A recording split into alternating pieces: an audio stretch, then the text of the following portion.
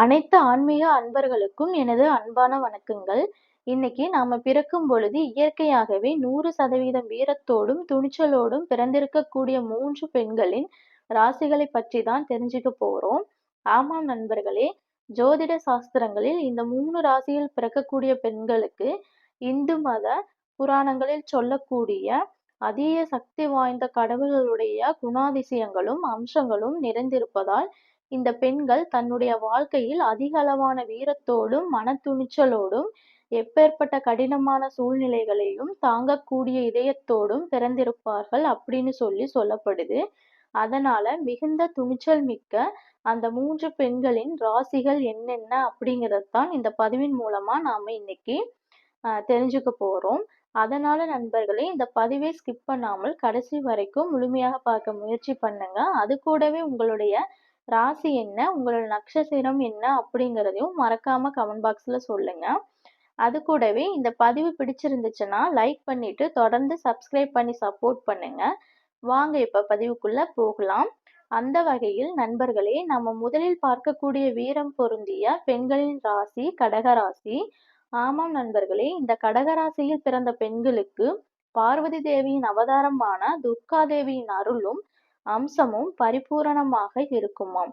அதனாலேயே இந்த கடகராசியில் பிறந்த பெண்கள் எதற்கும் அஞ்சாமல் துணிந்த நெஞ்சத்தோடு எதிலும் முன்னின்று செயல்படக்கூடியவர்களாக இருப்பாங்க.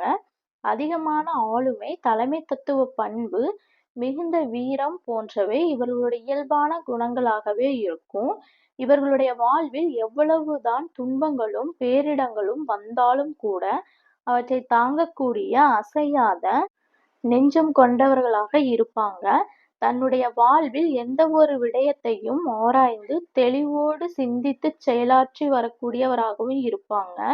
அது மட்டும் இல்லாமல் எவ்வளவு பெரிய விடயங்களையும் தனித்து நின்று செயற்படுத்தக்கூடிய ஆற்றல் கொண்டவர்களாக இருப்பாங்க.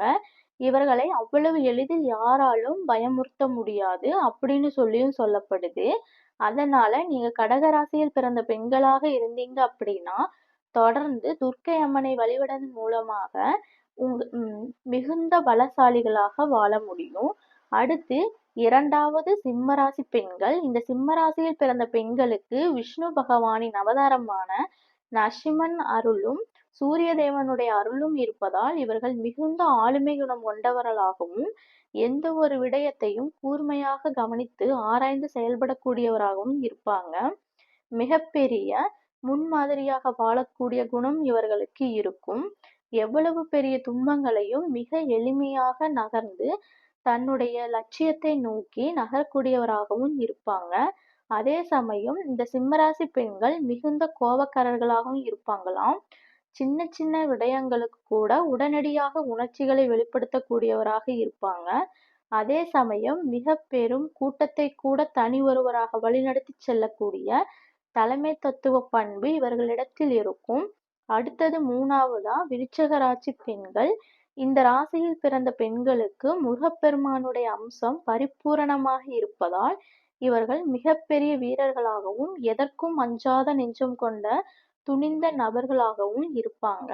மிகுந்த ஆளுமை குணமும் தலைமை தத்துவ பண்பும் இவர்களிடம் இருக்கும்.